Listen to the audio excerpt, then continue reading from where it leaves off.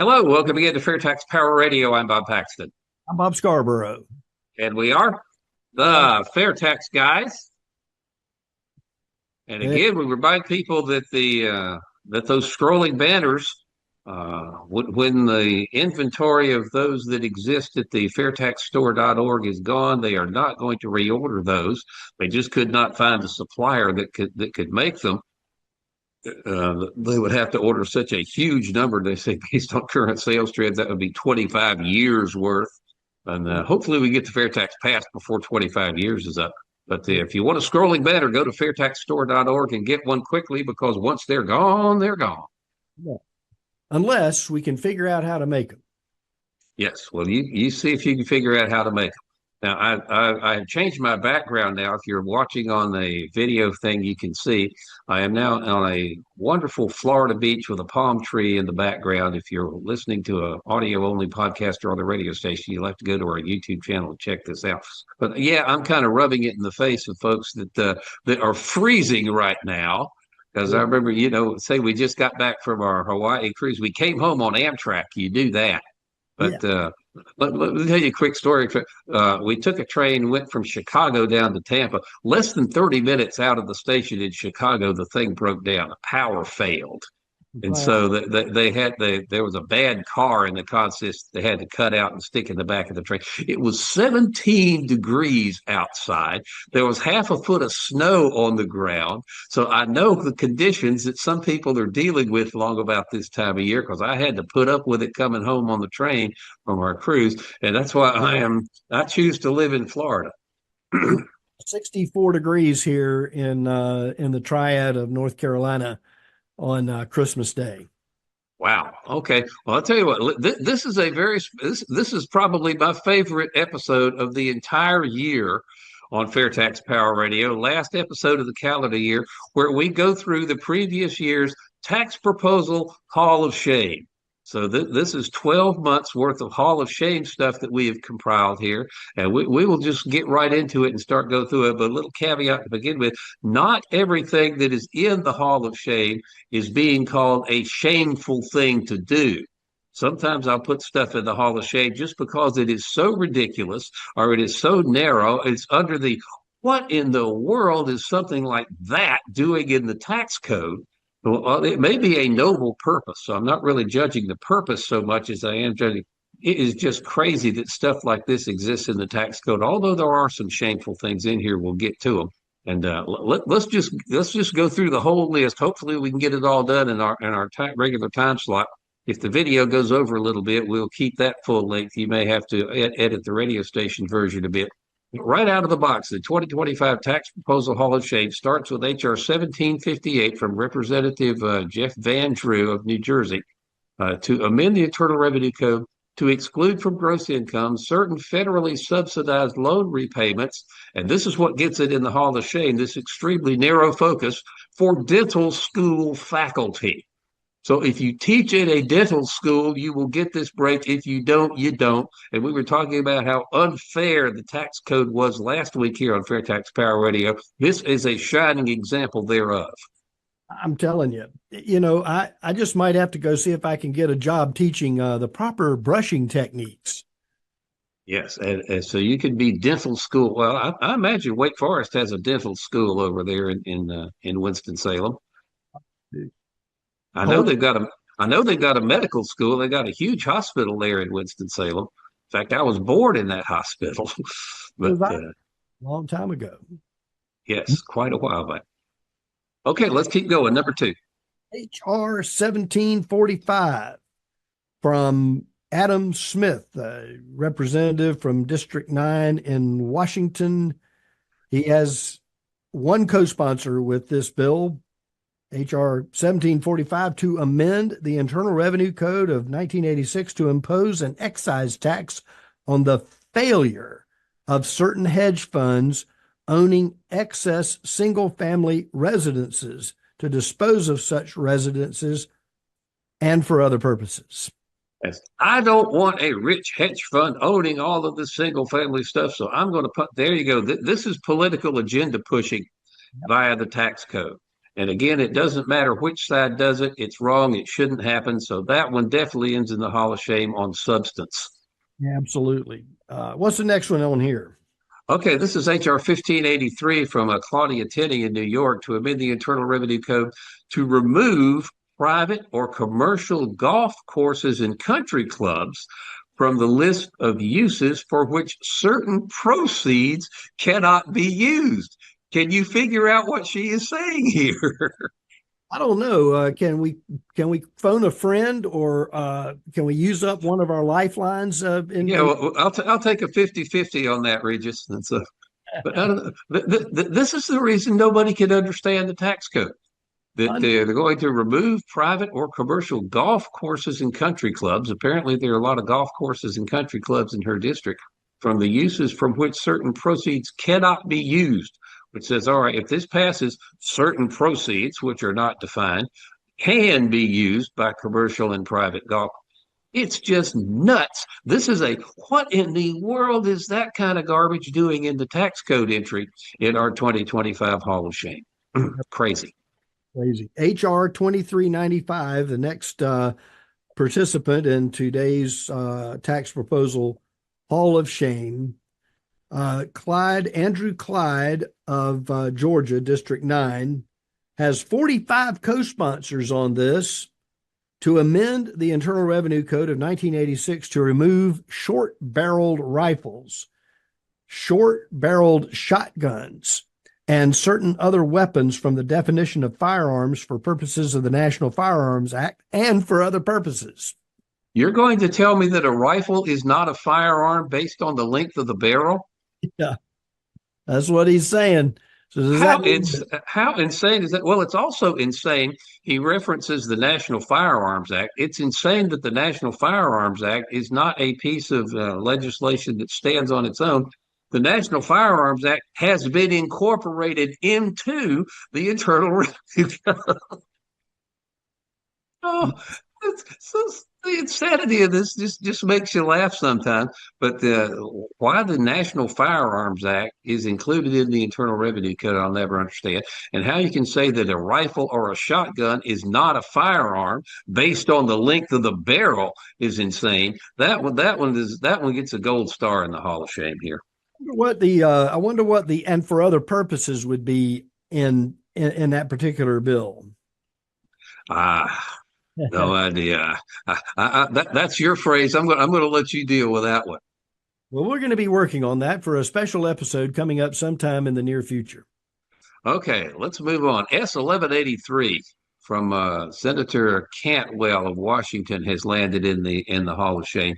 This is a bill to amend the Internal Revenue Code to support upgrades at existing hydroelectric dams in order to increase clean energy production, improve the resiliency and reliability of the United States electric grid, enhance the health of the nation's rivers and associated wildlife habitats, and for other purposes. How can you have a tax code without all that stuff in it? Yeah, and that's the big thing. I understand about the resiliency and the reliability of the electric grid because of all that's going on in terms of electric generation and consumption with computers that work on artificial intelligence, with the construction of battery plants, battery manufacturing plants, and all the electricity that has to run all that. I can understand that, but why does it need to be in the tax code? That's the big thing. Yeah, but how is the tax code going to increase clean energy production? I guess you could use that by giving tax credits for the development and deployment of that kind of stuff. But how do you improve the resiliency and reliability of the electric grid? I guess kind of the same way. But here's where you figure, how can the tax code enhance the health of the nation's rivers and associated wildlife habitats? And it just makes you laugh how crazy this is. If I were an invading space alien and I was looking at this tax code, I would be thinking, in the world are these people thinking? Why do they have all this stuff in the tax code? And again, the whole idea is that the fair tax gets rid of all of this. You do not have these insanities in the fair tax. You just simply pay your federal taxes as part of the price of the stuff you buy. If you're buying new products and services at the retail level, that's it. That's a simplicity. It doesn't have all of these other political agendas in it. It doesn't have all of these other, heaven knows what goes into the tax code. We look at it every week just simply because it's amusing.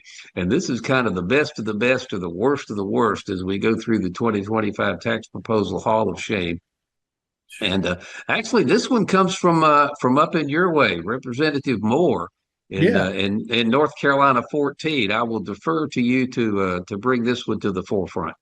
HR 2875 to amend the Internal Revenue Code to allow refunds of federal motor fuel excise taxes on fuels used in mobile mammography vehicles. The old MMV.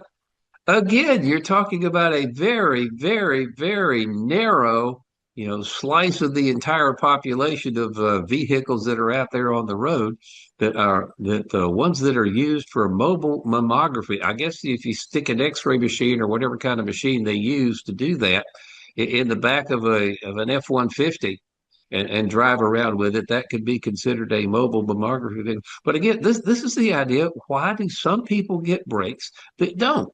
Okay, you drive a mobile mammography vehicle, and I drive a Greyhound bus. Why do you get a break and I don't? It's crazy.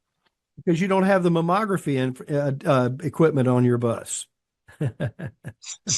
Why should that make any difference? I mean, we're talking about the federal motor fuel excise tax. That's a tax that's included in the price of the whether it's gasoline or diesel fuel. It's both commodities there are taxed, and they're saying, all right, well, you're going to pay that tax at the pump when you fill your mobile mammography vehicle up with either gas or diesel, whichever it happens to be. But if you keep track of how much fuel you buy and this thing becomes law, I'll have to look and see if this one actually passes and gets signed into law. Yeah. But then you can get, if you provide mobile mammography services, then you can get a refund on the tax that you pay. I don't know how much mobile mammography there is. I know that when my wife has to get that exam every year, she has to go into a brick and mortar building, that houses the equipment and take care of that. I don't know that there is a vehicle that will come out to our house and perform that service for her or not. But it's just crazy how I wonder how strong the mobile mammography lobby is in Washington. If Representative Moore is getting anything from a lobbyist for putting that one out. I don't know, but if you think about it, you could probably hook up with DoorDash or somebody like that to have them bring everything to your house. Maybe that's the MMR, mobile mammography. Try to say that 4 times real fast. I don't know. We're professional radio guys, and I'm not sure I want to tackle that either. Mobile mammography vehicle. Yeah, we can do that.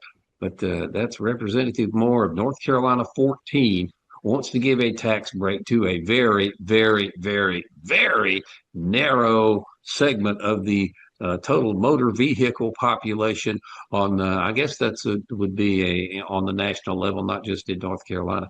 But if you operate a mobile mammography vehicle, you get refunded the federal motor fuel excise tax. and if that passes, then somebody else is going to want to do the same thing for a different type of vehicle. And somebody else is going to do the same thing for a different type of vehicle. And then somebody else is going to want to double the tax for a particular type of vehicle that they don't like. That it is just insane that the tax code contains all this stuff in it, which is why we are highlighting it and why we are laughing so much at this thing. Except, you have to laugh or you cry figure what they're doing to us up there in Washington. But all right, let's move on here in our 2025 tax proposal Hall of Shame. This is from Representative Paul Gosar. I think I'm pronouncing that correct. Gosar from Arizona 9. To amend the Internal Revenue Code, this is HR 2841, by the way, to amend the Internal Revenue Code to require, now this one is a shameful purpose, to require the public disclosure of the names and partial addresses of contributors to 501c organizations that receive federal funding. That should not happen. That's too much information for the federal government to have and then turn it out and then to have it facing the public. That's just insane. Well, I'm not sure. I'm not. There are a good number of different 501c3 organizations that receive federal funding. The one that pops to the top of my head is somebody like Planned Parenthood. I don't know if they're 501c3 or not, but anyway, but they're trying to influence, I would think, people's decision. Well, I don't want to contribute to this goal if my name is going to be made public. So it sounds like this Representative Gosar is trying to cut off or at least hamper the funding for certain 501c3 organizations that he doesn't like, threatening to make their donor list public. And people say, well, I don't want my name public that I'm associated with this, because just the way it is, if people figure you're contributing to this particular cause or that particular cause, there'll be people who oppose that cause that will harass you unmercifully. That's just the way it happened in this country. So that one had better not pass.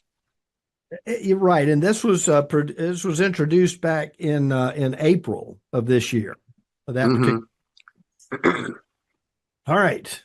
Moving along, H.R. 2810 to amend the Internal Revenue Code to treat amounts paid for private umbilical cord blood or umbilical cord tissue banking services as medical care expenses.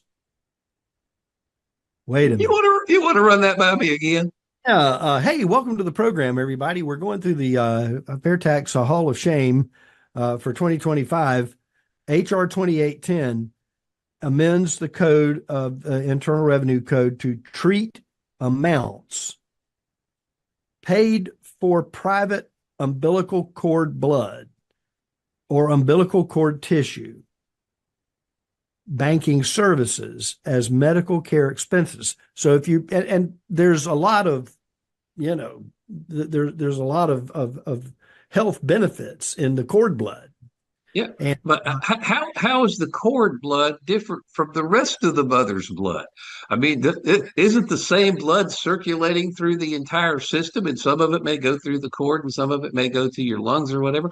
But I guess there are umbilical cord blood banks or tissue banks and stuff. And they're saying if you pay for those banking services for those particular things, that wants to be a medical care expense, which of course is deductible on your income tax up to a certain amount, provided it exceeds a certain amount of the. So they're trying to define what a medical care expense is, what qualifies, what doesn't. Again, they're going to be unelected bureaucrats making those decisions, and it's just insane that the tax code supports that. It's just crazy. So that one definitely belongs in the Hall of Shame.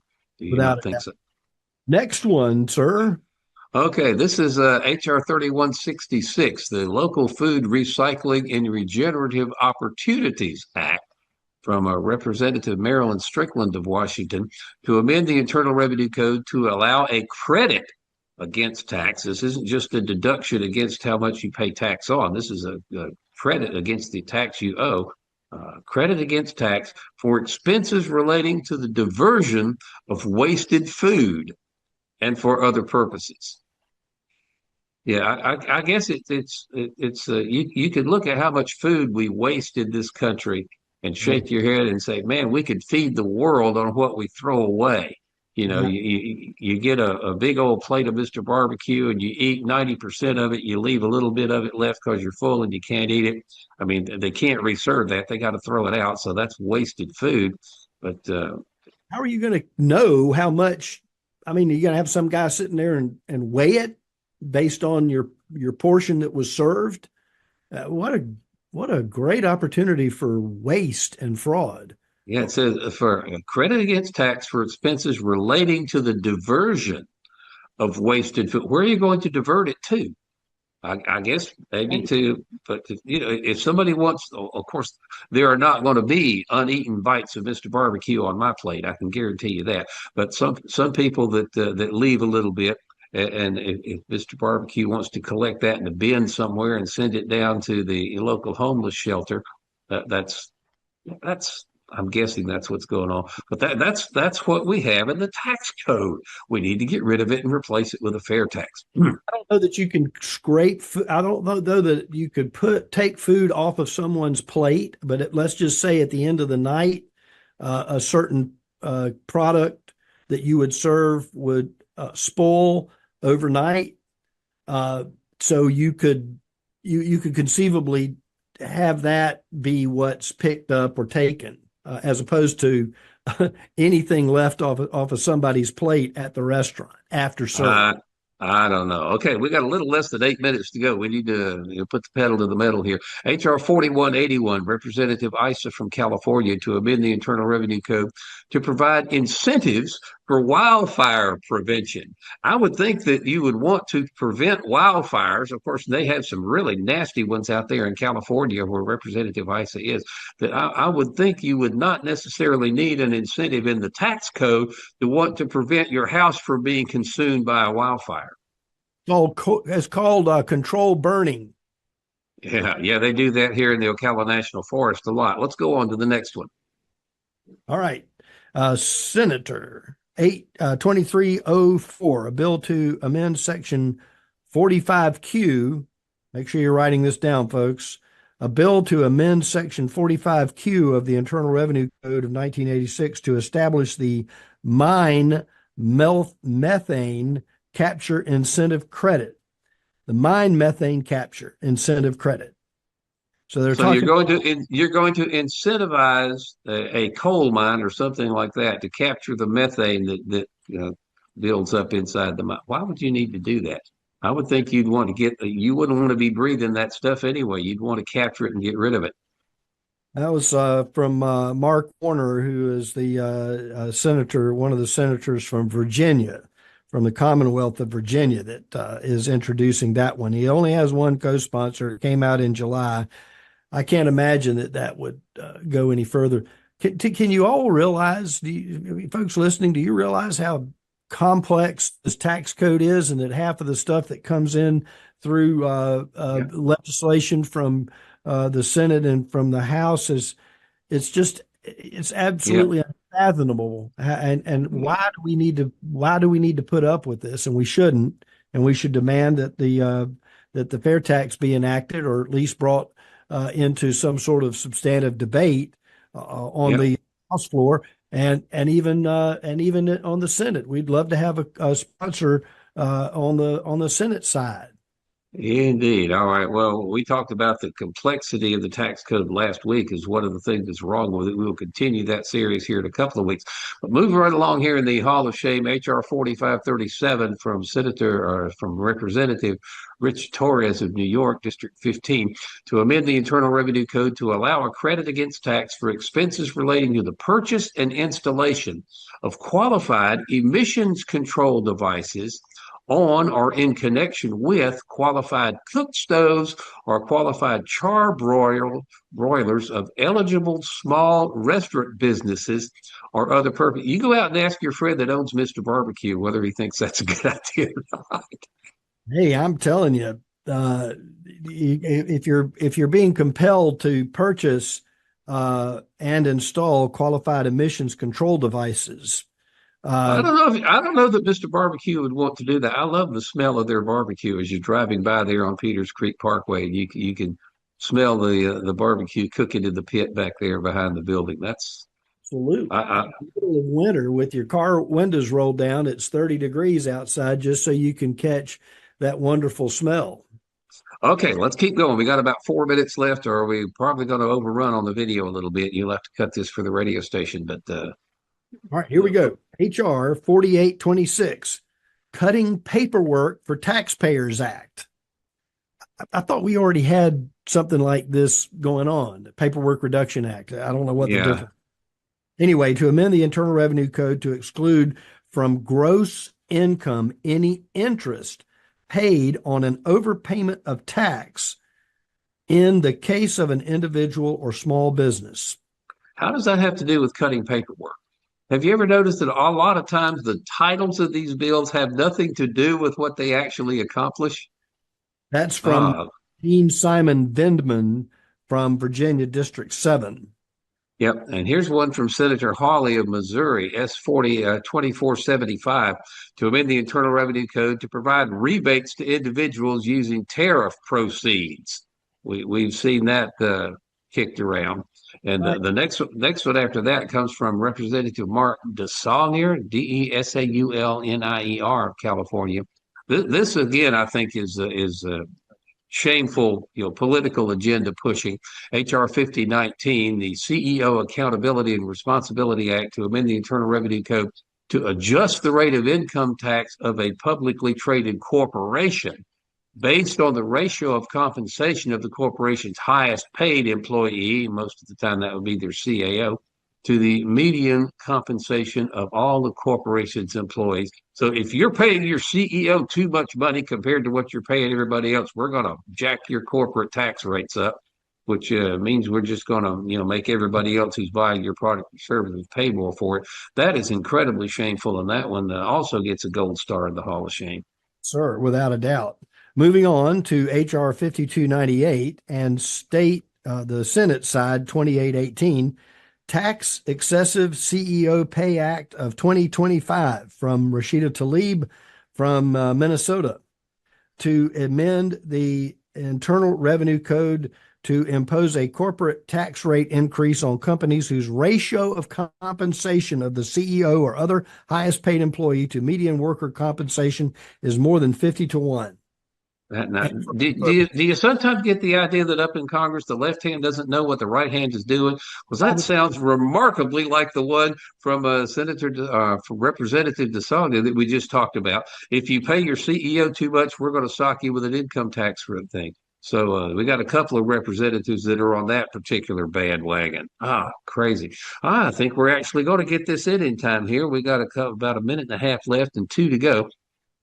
All right. Representative Bob Menendez in New Jersey sponsored H.R. 5440 to amend the Internal Revenue Code to establish a tax credit for small businesses who provide diaper changing stations in restaurants. There's a lot of those already out there. I see them, but now Representative Menendez wants to create a tax credit to a small business if they put diaper changing stations in their public restrooms. Why is that in the tax code?